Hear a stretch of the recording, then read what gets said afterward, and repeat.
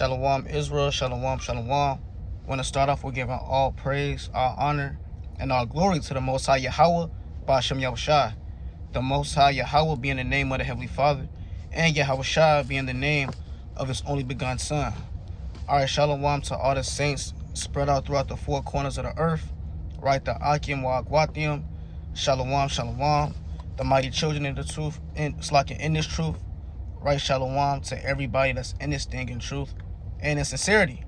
Alright, I'm gonna come with this quick video going into the flesh versus you, or you versus the flesh.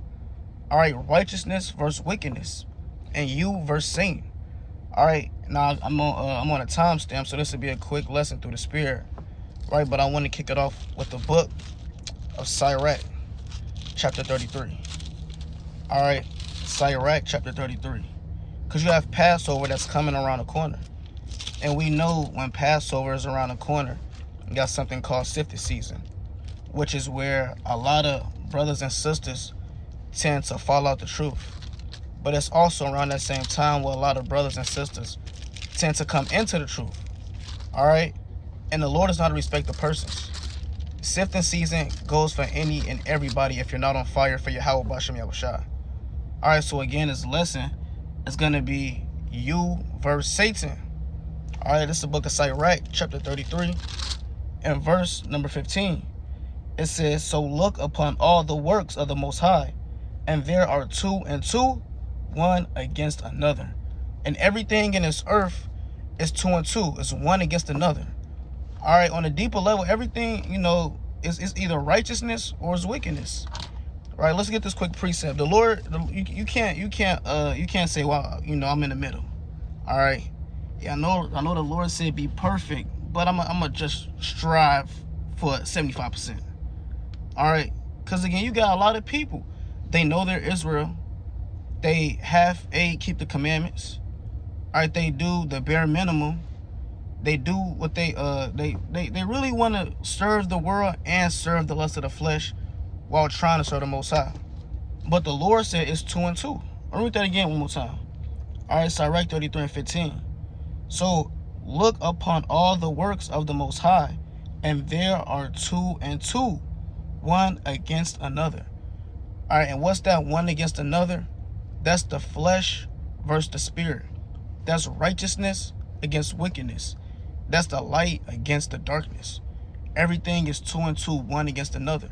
And you have to ask yourself, what side are you on? All right, are you serving the left-hand side, which is darkness, wickedness, the flesh, same? Or are you serving the right-hand side, which is Yahushai, truth, integrity, walking blamelessly in the eyes of the Most High? Let's get this real quick in the book of Revelation, the 3rd chapter. All right, because again, the Most High, He's not dealing with you being lukewarm and you just playing the fence. All right. Some months you on fire for the Lord. You was keeping a new moon. All right, you wearing your fringes. You going through the breakdowns. You in the spirit. Then the next 2 months you slothful, right? You out the spirit. Let me think. You going back to that one Eve house because she hit you up, or for that Eve you going back to that one brother house because he hit you up. And again, that's being lukewarm. You gotta ask yourself, are you lukewarm? Are you all the way out this thing, or are you really in this thing? All right, this is Revelation chapter 3 and verse number 15. "I know thy works, that thou art neither cold nor hot. I would thou wert cold or hot. So then, because thou art lukewarm and neither cold nor hot, I will spew thee out of my mouth." So the Lord is not dealing with a man playing the fence. The Lord said, I would word thee cold or hot, meaning, hey, I'd rather you be cold or I'd rather you be hot in this thing. I'd rather be you on fire or just don't be in the truth at all. Right? Because He said if you are lukewarm, hey, you might as well just go back in the world, because He's going to spew you out of His mouth. Right? And I know my mother one time, I kind of wrote her that precept, and she was like, well, how come if you're putting a little bit of effort, how come the Lord still can't save you? And I had to break it down. Let's say you're trying out for an all-star team. All right, and that's what we're spiritually doing. We're trying out for the greatest all-star team, to be the elect. Right, with our spiritual coach, Yahushua. Now, a man that's trying out for this all-star team, or He's in the combines training for the league. Is the man that's lukewarm, that's only doing okay in certain drills, and on other drills he's on fire, and in other drills he's not really strong, is that man going to get drafted? Or is the man that is perfect in all points going to get drafted? His footwork, his hand movement, right? His hand-eye coordination, right? Just think. The kingdom of heaven is the greatest reward ever. Why would the Lord reward it to someone who's given less than 100%? All right, that's off. And again, you got a lot of people, they're in this truth, or they seemingly are in this truth in their own eyes when they're lukewarm. All right. And again, the Lord said, if you're cold, hey, just stay cold. If you're in the middle, hey, it's best if you just be cold or be hot. Don't be in the middle. Because if you are in the middle, he's going to spew you out of his mouth. All right, let's go to Romans chapter 7 and verse 15. All right, let's go to the book of Romans chapter 7 and verse number 15. This Romans 7 and verse 15. It says, for that which I do, I allow not. For what I would, that I do not. But what I hate, that I do. And this is Paul, through the Spirit, letting you know about the battles and the conditions of the flesh. He's telling you, hey, what he does want to do, he doesn't do it. Now, is that saying Paul is off, he's wicked? No, because the Spirit is contrary to the flesh. It's an everlasting war that's been going on from the beginning of the world. Right? Righteousness and wickedness, the light and darkness. And on a deeper level, every man has this battle. Right? Every man strives to be perfect every single day. Strives to be like Yahushua. And if you don't, then that's what you should do. Nevertheless, the Lord said, a just man falleth 7 times. Now, does that just man, does he plan on falling? Does he want to fall? No. But we're in his flesh. And that's where you get you versus Satan, your flesh versus the spirit. All right, reading on. It says, verse 16. It says, if then I do that which I would not, I consent unto the law that it is good. Now then, it is no more I that do it, but sin that dwelleth in me. Right? Because again, man is subject to sin. Why? Because that evil grain of seed was planted in Adam. Now that man is subject to go off. Like Job. Right? Perfect. What happened? He went off. Right? David, he's perfect. He went off. Right? You had Noah. He was perfect. He got drunk when you read Genesis the 9th chapter when he came off the ark. All right?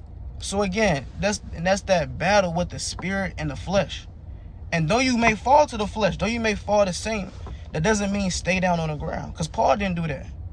Right? Again, let me get this. I don't want to quote it. I'm going to just grab it. Proverbs 24 and 16 real quick. All right, this is the book of Proverbs, the classic. Chapter 24 and verse number 16. It says, for a just man falleth 7 times and riseth up again, but the wicked shall fall into mischief. All right, again, the man whose heart is still perfect with the Most High, he's still subject to fall. He's still subject to sin.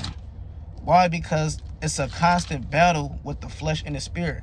And ultimately, it's a war. Within a war, you have different battles, right? You may win some, you may lose some, but at the end of the day, it's always a decisive battle that's gonna win the whole war.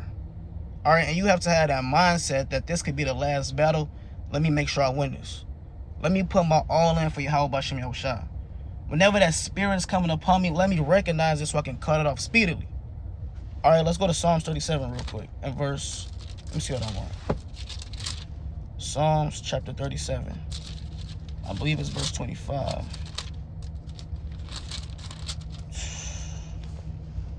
All right, this Psalms 37 and verse number, I'm going to start at verse 23. It says, the steps of a good man are ordered by the Lord, and he delighteth in his way. Though he fall, he shall not be utterly cast down, for the Lord upholdeth him with his hand.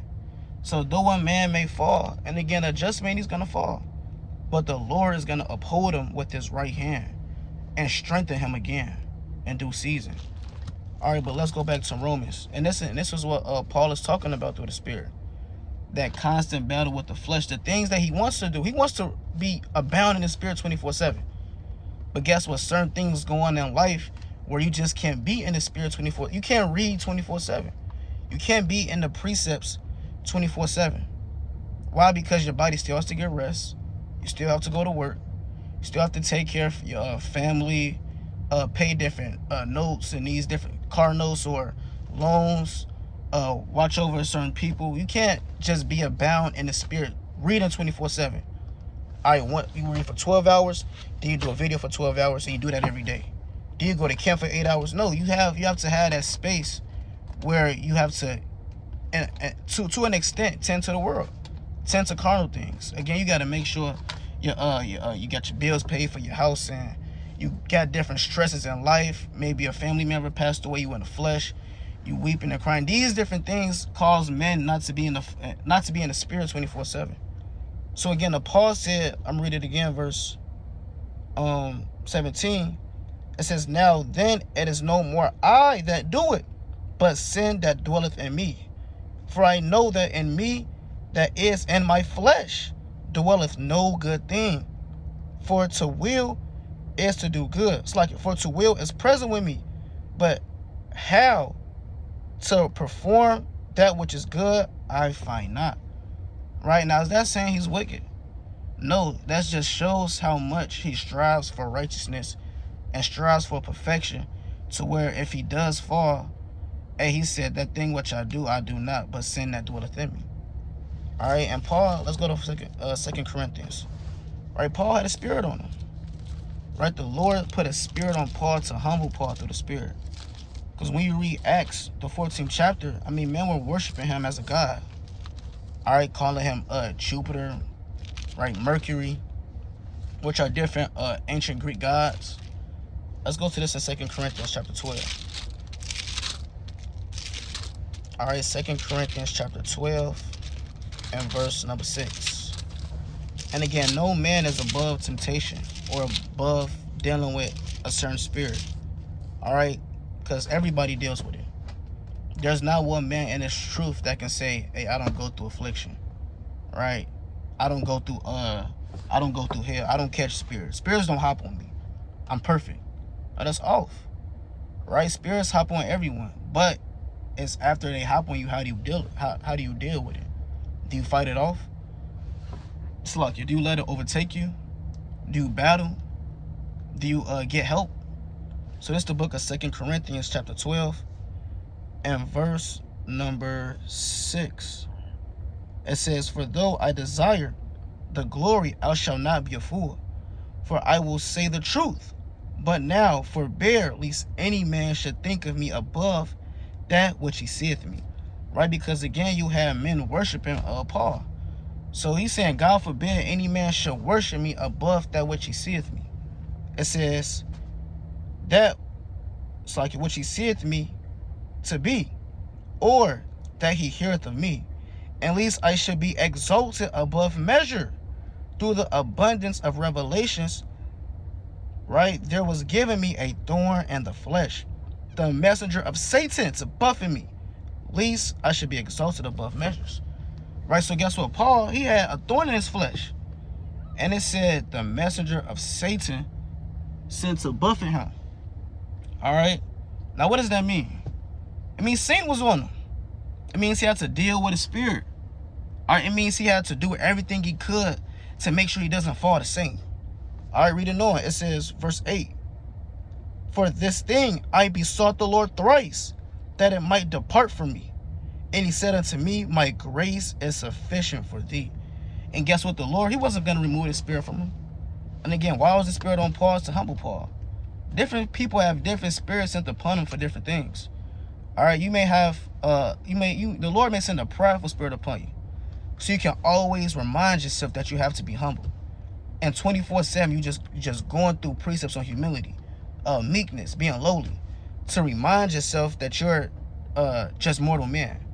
Right? Another brother, the Lord may send upon him the spirit of lust, so he can build up his discipline and learn how to not just lust after any woman. All right, the Lord may send, it could be anything. Nevertheless, the Lord sends certain spirits upon certain men and women, depending on their circumstances and dependent on the Most High's discretion. All right, but nevertheless, these are certain spirits and certain things that come upon your flesh that we have to fight daily. And it's either you gonna battle it, or again you just gonna give into it and let it overtake you. All right, let's go to as a matter of fact, let's go to 1 Corinthians 15 and verse 30. Let's go to 1 Corinthians chapter 15 and verse number 30. It says, "And why stand we in jeopardy every hour?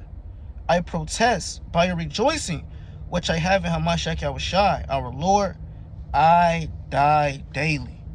And again, that's why Paul said he dies daily. Why? Because he's killing off those spirits that's on him. He's killing off that old man that's trying to come out the grave. All right, he's killing off those old wicked thoughts. Because the spirits that's on you, they've been on you since you've been in the world. You're just now recognizing them when you come into the truth. All right, and imagine you've been filthy for X amount of years before you came into the truth. That's a lot of wash you got to do. You don't get away. You just don't get away spirits your first day in the truth. You just cleanse and purify yourself your first day. No, that takes time to constantly wash yourself, to constantly bathe yourself in the words of the Lord. And that's why Paul said he died daily. And when you read about Paul's life before the truth, Paul had a lot of sins he had to get off. All right, he was killing the saints. Right, he was right there when Stephen got killed. So Paul had a lot of things he had to cleanse off himself. That's why he said he dies daily. All right, and every day in the truth, we got to be dying daily. All right, myself, whoever's watching the video, and everyone that wants to serve the Most High in truth and sincerity, you will have to die daily. Again, how do you die daily? By cutting off that old man every day. All right, let's go to Ephesians 4 and 22. Let's go to Ephesians chapter 4 and verse 22. All right, this is the book of Ephesians chapter 4 and verse 22. It says, "That ye put off concerning the former conversation the old man, which is corrupt according to the deceitful lust." So the Lord said, put off that old man that is corrupt according to the deceitful lust. Because again, what a lust is a strong desire. Everyone has that strong desire on the left-hand side, right, that they're cleaving unto still. And the Lord said you got to cut that off. That's Hebrews the 12th chapter, verse 1. Right, you got to put away that sin that doth so easily beset you. All right, let's go to Colossians. All right, let's go to Colossians chapter 3 and verse 9. It's the book of Colossians chapter 3 and verse number 9. It says, "Lie not one to another, seeing that ye have put off the old man with his deeds." All right, the Lord says, seeing that you have put off the old man with his deeds. Meaning, when you can't come into this truth and still have that old man on your right-hand side. Still have that old man whispering in your ear. All right, here it is, you trying to serve the Most High, but at the same time, you're still falling into the ways of the flesh. You're still eating pork, right? You're still lusting after that brother's wife. Brother, put away the old man. That old man was adulterous, was a fornicator. This new man is a man after the Lord's own heart, or should strive to be after the Lord's heart. All right, so that old man, that old man has to go. You can't go into the kingdom with that old man at your right hand. That's off. So that's why, through the Spirit, you have to die daily. Recognize Satan. Recognize who you are. You are a prince. A prince doesn't walk around with wicked men by him. But on a spiritual level, you can't walk around with that wicked man in the world always next to you. All right, you're not burying that old man. You just letting him come out the grave and entertain you. All right, that's off. Let's go to Job chapter 2 and verse number 1. All right, let's go to Job chapter 2 and verse number 1. Because again, it's a constant battle with the spirit and the flesh, and even the righteous fall. All right, let's go to Job chapter 2 and verse number 1. And it reads, "Again, there was a day when the sons of God came to present themselves before the Lord, and Satan came also among them, and among them to present himself before the Lord. So Satan came to present himself before the Most High. All right, it says, and the Lord said unto him, unto Satan, from whence comest thou? And Satan answered to the Lord and said, from going to and fro in the earth, and from walking up and down in it. And the Lord said unto Satan, hast thou considered my servant Job, that there is none like him in the earth, a perfect and an upright man, one that feareth God and escheweth evil. All right, so the Lord is talking to Satan. Satan said he's going to and fro throughout the whole earth, right? The Lord said, hey, did you try my servant Job? All right, a perfect man, a man with integrity, a man that's upright, that hates and does away with evil. And through the Spirit, the Lord can be saying that about you. All right, did you try this sister, Yapal? All right, did you try this sister? What's the sister name? Right, whatever Hebrew name you may have, or for a brother, whatever Hebrew name you may have, Gabar. All right, that's the classic, Gabar. Nevertheless, the Lord said, hey, try so-and-so, this perfect and upright sister, this perfect and upright brother. All right, it says, verse 3, reading on, it says, excuseth evil, and still he holdeth fast his integrity, although thou movest me against him to destroy him without cause. And Satan answered the Lord and said, skin for skin, yeah, all that a man hath will he give for his life. But put forth thy hand now, and touch his house and his flesh, and he will curse thee to thy face. And again, the Lord has given Satan himself the decree to destroy Job without cause. And again, Job was an upright man. All right, Job was perfect. Right, Job is the elect. Job was blameless, without spot. Nevertheless, Job himself even went off. All right, let's go to Job. I believe that's the 7th chapter. Let's go to Job chapter 7 and verse number, let me see. Job chapter 7 and verse, let me find this quick precept. All right, Job, did I write it down? I may have to come back to this. All right. All right, here we go. Job chapter 7 and 19. All right, this is Job chapter 7 and verse 19. How long wilt thou not depart from me, nor let me alone till I swallow down my spittle? I have sinned. What shall I do unto thee, O thou preserver of men? So guess what? The Lord, or Satan, through the hand of the Most High, he tempted and he caused Job to fall to the flesh, and Job sinned. Right? We all know the classic, sin is the transgression of the law, 1 John 3 and 4. So guess what? Satan caused Job to sin. A perfect and upright man, a righteous man. Why? Now did Job want to sin and go off? No. But Job is in the flesh. All right, and when you're subject to the flesh, you're subject to vanity. You're subject to sin. But again, it's not, okay, I sinned. Hey, it is what it is. Let me just go back in the world. No, that's off. All right, when you go off, hey, you want, again, it's all about picking yourself back up. Going 10 times harder for the Most High. Let's get that real quick in Sirach chapter 4. Baruch 4. All right, let's get this quick precept.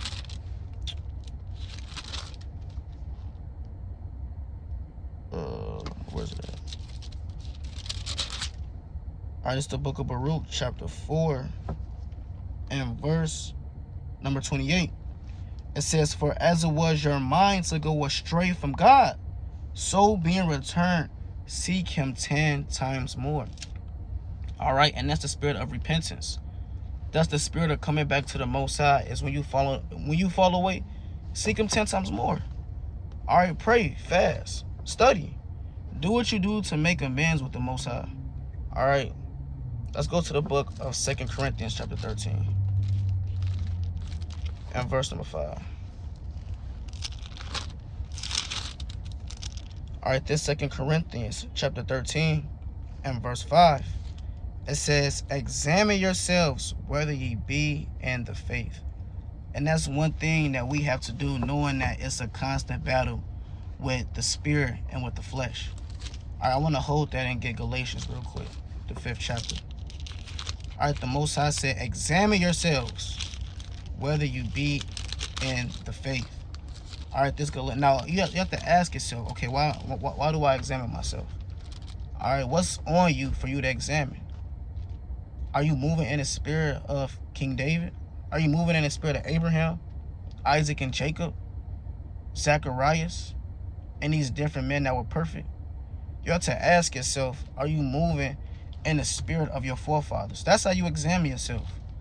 You line yourself up with perfect men. See how they moved in the spirit. You got to ask yourself, are you moving in that same spirit? Right? Namely with Yahushua, who's perfect and blameless and who is without sin. Are you moving like Yahushua? If Yahushua was in this position, what would he do? All right? These are different ways on how you examine yourself. You're going through the precepts, seeing how your forefathers move, seeing the wisdom and the counsel that's given. You have to ask yourself, are you moving in that same spirit? All right, this is Galatians 5 and verse number 16. This I say then, walk in the spirit, and ye shall not fulfill the lust of the flesh. Because again, it's either you're moving in the spirit or you're moving in the flesh. Or you can't move both in the spirit and the flesh. No, it's one or the other. It says, verse 17, for the flesh lusteth against the spirit, and the spirit against the flesh. And these are contrary one to the other, so that ye cannot do the things that ye would. All right, and the spirit and the flesh will always be contrary one to the other. All right, let's go back to 2 Corinthians 13 and verse 5. It says, examine yourselves, whether ye be in the faith. Yeah, see if you're moving in the spirit or the flesh. It's only two. All right, see what manner of spirit ye are of. It says, prove your own selves. Know ye not your own selves, how that Yahushua HaMashiach is in you, except ye be reprobates. All right, and if the Lord's not in you, I mean, you have to examine and see if he is or not. Are you moving in the Holy Spirit? All right, are you just being a nigga all day, and then when you get around brothers, then you're upright? You freak off all day, then you want to go home and watch a video and say, oh man, I feel righteous. Well, hold on, brother. You was just doing God knows what for the past 23 hours. You watch a 30-minute video, and now you feel like you're some high and mighty man. No, that's being lukewarm. That's having a reprobate mind. And again, that's you moving in the flesh and not the spirit. See what you're giving yourself over unto. Are you giving yourself unto sin, over unto sin, or over unto righteousness? All right, let's go to the classic, 1 Peter 5 and 8. All right, let's go to the classic, 1 Peter chapter 5. I actually want to get this verse in Proverbs 18 and 27. All right, let's go to the book of Proverbs, chapter 18 and verse, let me see what I want. Not 27. Proverbs, let me see. I gotta find this precept.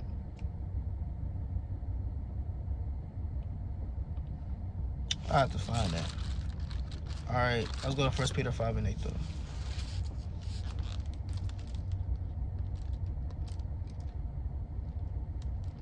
All right, it's the book of 1 Peter chapter 5 and verse number 8. It says, be sober, be vigilant, because your adversary the devil, as a roaring lion, walketh about, seeking whom he may devour. And Satan is walking to and fro, seeing who he can devour, seeing who he can root about the truth. All right, he's seeing what man or what woman is not in the spirit so he can attack you. Or you even see that in the so-called animal kingdom and on National Geographic. All right, these different animal shows and documentaries.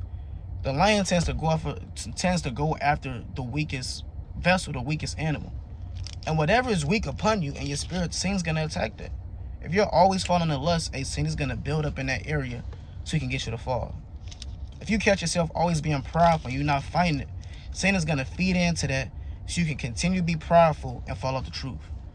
All right, whatever spirit it is, saying he's going to attack that. He's going to attack the weak spots on you so you can be rooted out this thing. Again, we just read the account with Job. You think Satan had mercy on Job? Satan didn't show mercy on Job. No, Satan touched. He killed his children. All right, he killed his cattle, took everything from him. Satan is not your friend. Satan is not going to have mercy upon you. Yet here it is, you're just slowly giving in unto him every day because you're not self-examining and seeing what manner of spirit you are of. And you're giving, again, this lesson is going into is you versus the flesh. You versus Satan. And if you're not self-examining what manner of spirit you're of, Satan is going to overtake you and overcome you. All right? Let's go to the book of...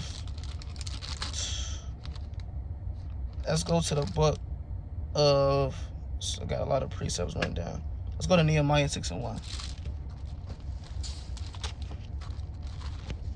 All right, let's go to Nehemiah chapter 6 and verse 1. All right, because Satan is going to come in all ways, shape, and form. And again, it's the Feast of Dedication. All right, and this precept, this shouldn't be a new precept that you've heard if you've been watching the videos. Nehemiah the 6th chapter. Why? Because we're in the spirit of building, right? And just because it's dedication doesn't mean it's the only season where we build. No, you build all year round. All right, this is a never-ending building until the Lord comes back, man. All right, now Nehemiah, he was building. And guess what? He had men. Namely, it was Satan. Through the spirit, it was Satan. But he had men trying to stop the building and hinder the work. All right, we're going to read it. It's Nehemiah 6:1. It says, now it came to pass, when Sanballat and Tobiah and Geshem the Arabian and the rest of our enemies heard that I builded the wall, and that there was no breach left therein, though at the time I had not set up the doors upon the gates, that Sanballat and Geshem sent unto me, saying, come, let us meet together in some one of the villages in the plain of Ono. But they thought to do me mischief. And that's what Satan does. Satan is going to think to do you mischief. But again, it's up to you to be vigilant and circumspect. Okay, no, I can't go over there. That's Satan. All right, no, I can't click on that video. All right, I can't go and hang out with these men and women. Why? Because that's Satan. And I know if I give myself over unto that, I could go off. And that's what Nehemiah knew through the spirit. He had these men try to do him mischief. But guess what? He had the spiritual eye to say, okay, you know what? I can't do that. All right, that's Satan. And sometimes you got to say that out loud. Hey, that's Satan. You got to call Satan out. All right, reading on. It says, verse 3, and I sent messengers unto them, saying, I am doing a great work, so that I cannot come down. Why should the work cease, whilst I leave it and come down to you? You got to remind yourself, you know what? Hey, I'm ministering to serve the Most High. I can't give myself over unto that. All right? I done made it too far in this thing. The Lord, through his grace, brought me into it. Hey, I can't blow it. All right? I can't afford losing wisdom.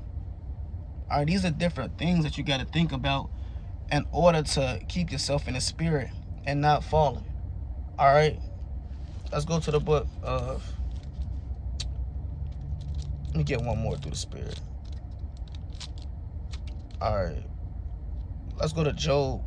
No, let's go to Exodus chapter 32 and verse 1. Exodus 32 and 1.